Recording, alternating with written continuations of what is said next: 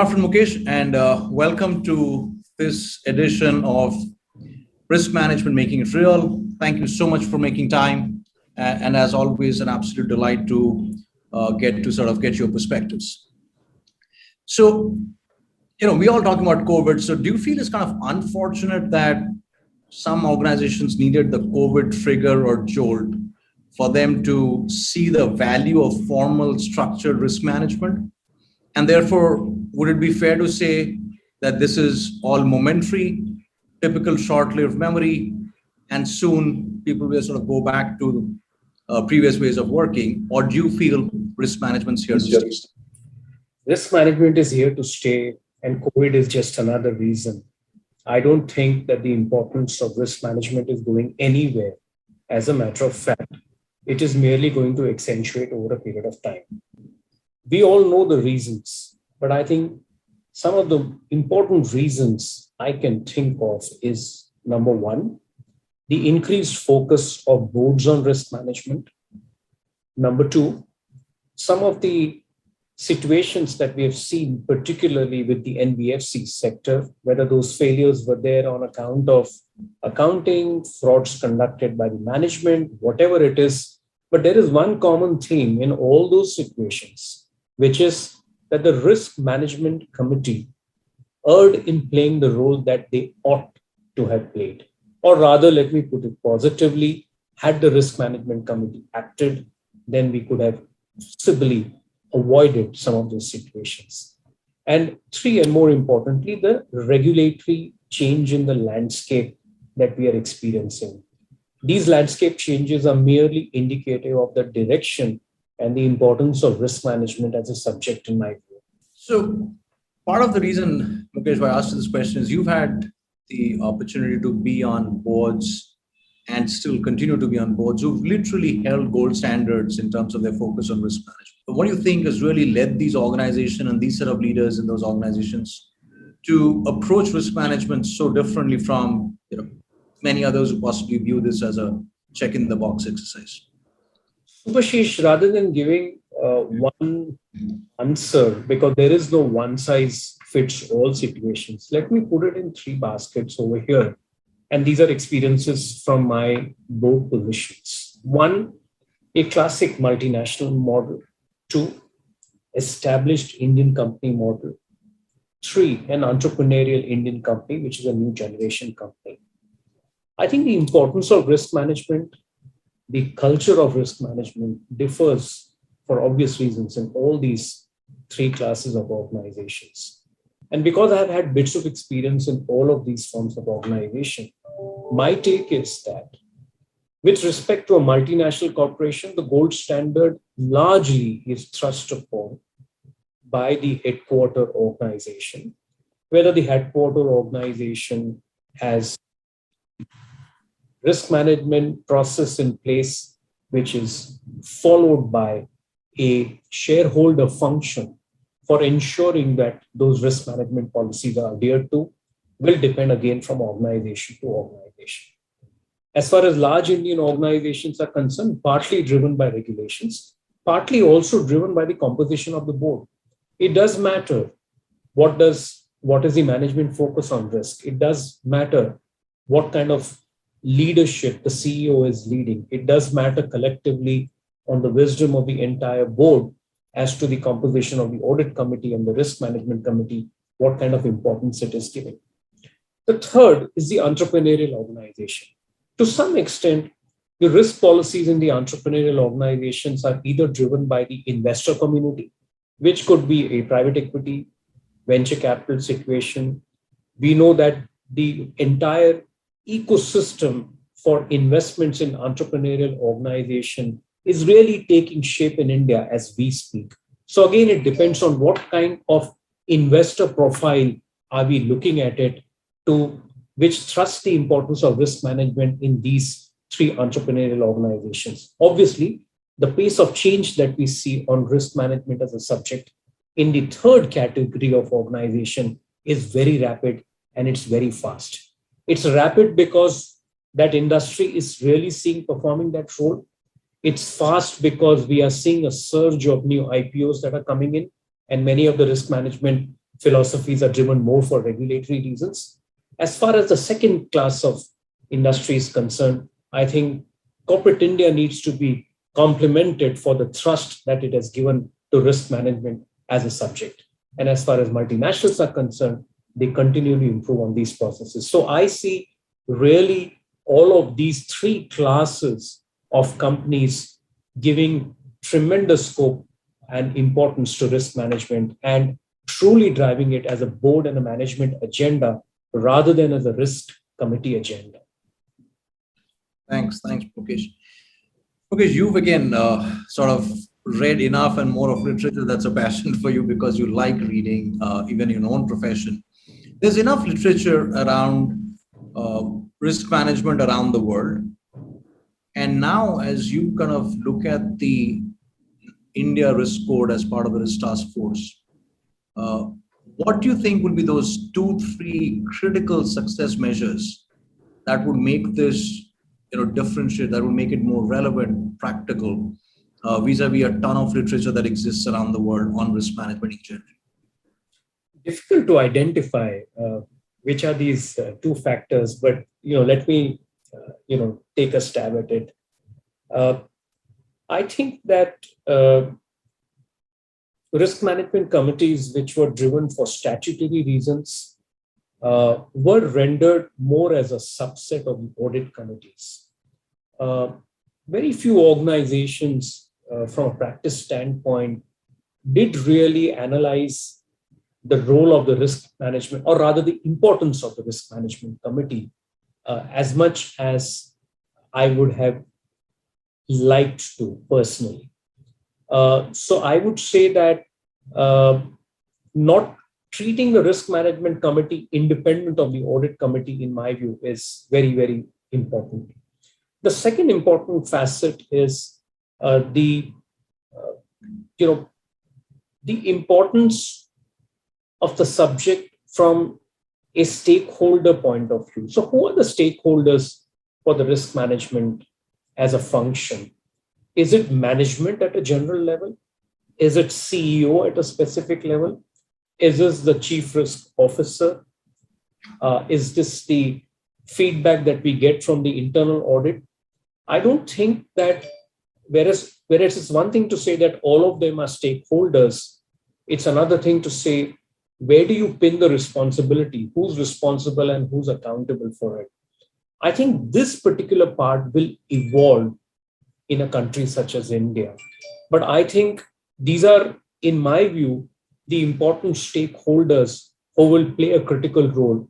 And the degree of coordination that we will see amongst all the stakeholders, in my view, is very critical. So sum it up, one, risk management being independent of the audit committee, and two, the degree of coordination between various stakeholders who are responsible for risk management function.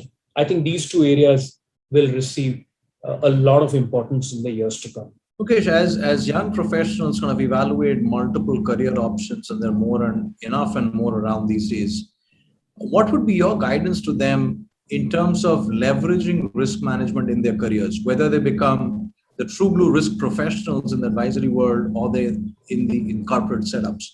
How do they best leverage risk management in their careers? It's been almost 2 decades that professionals, whether they are big four accounting firms or public accounting firms, started talking about risk management as a function. When you and I started our career in big public accounting firms, the word risk management or risk practice or risk professional, as you named it, was not there at all. Though I never signed an audit report ever in my life, I still could relate to many of the concepts in the risk and accounting as a function.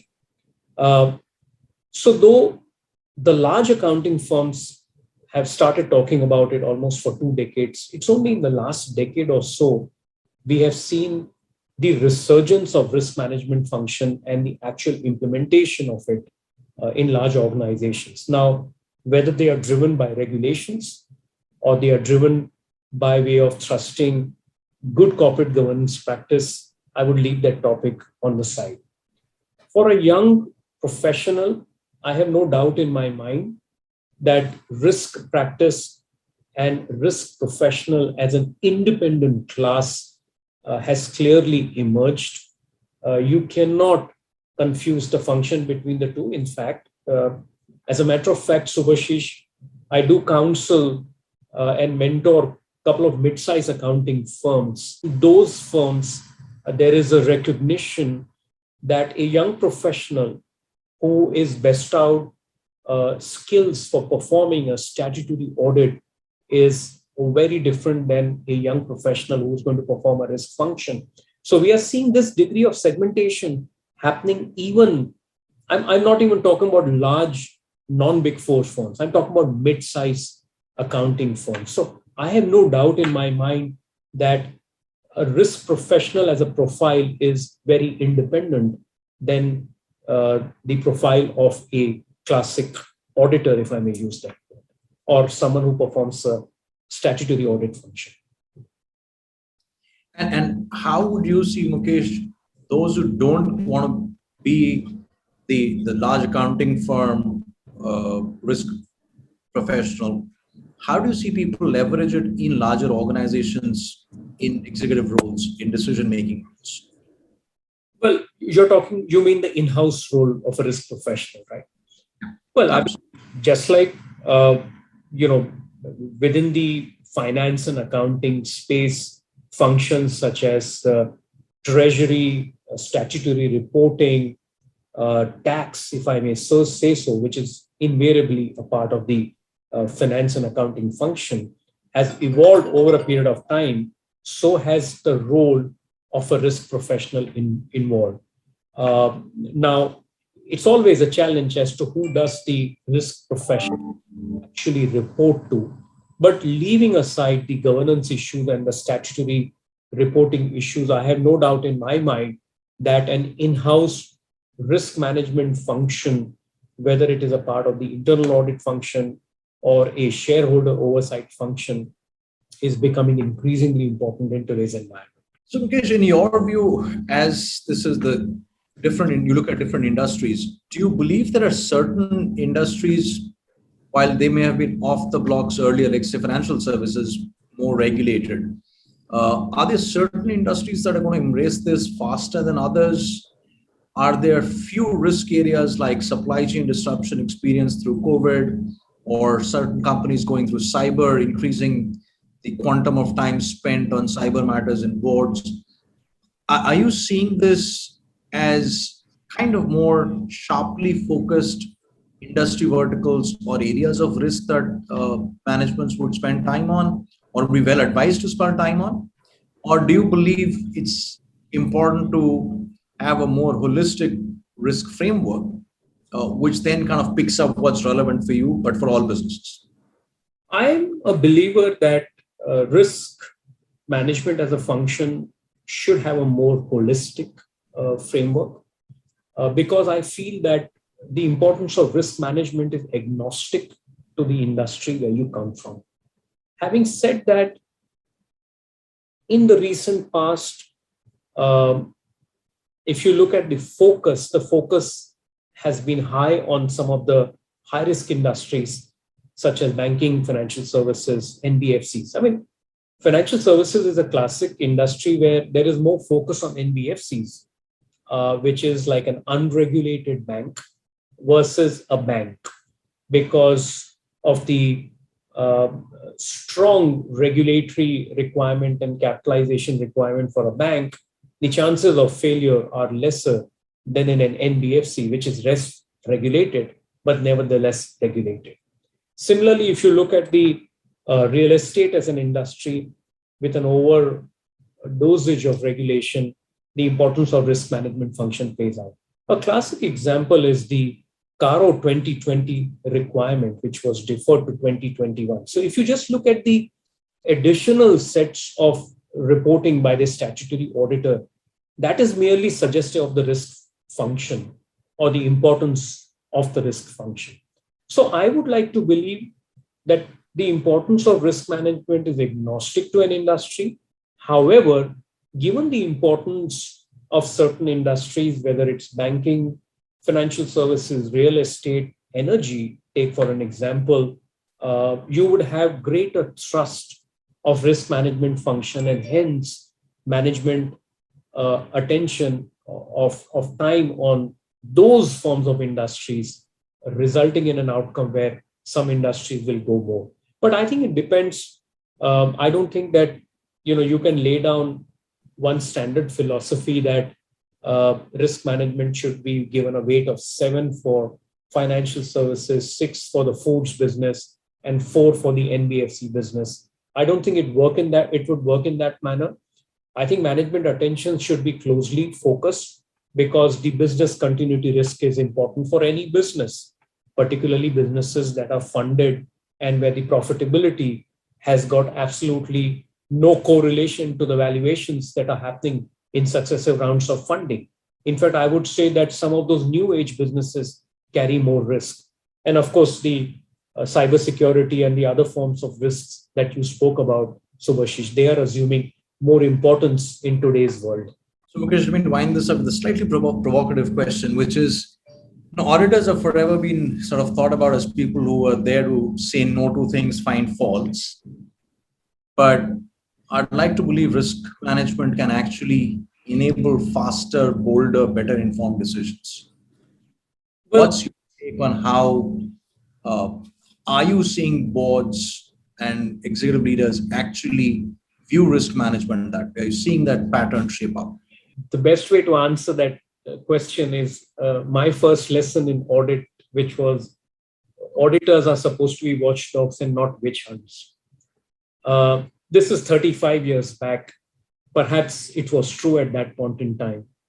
But if you simply look at the requirements now for auditors, which in my view are very, very onerous, and I thank God that I didn't take up audit as a profession, is that auditors are supposed to be witch hunts. Otherwise, they would not be fulfilling the responsibility. Now, philosophically speaking, auditors can't be witch hounds. Auditors are made to be witch hounds because that's the expectation of the shareholders, and that's the expectation of the public at large.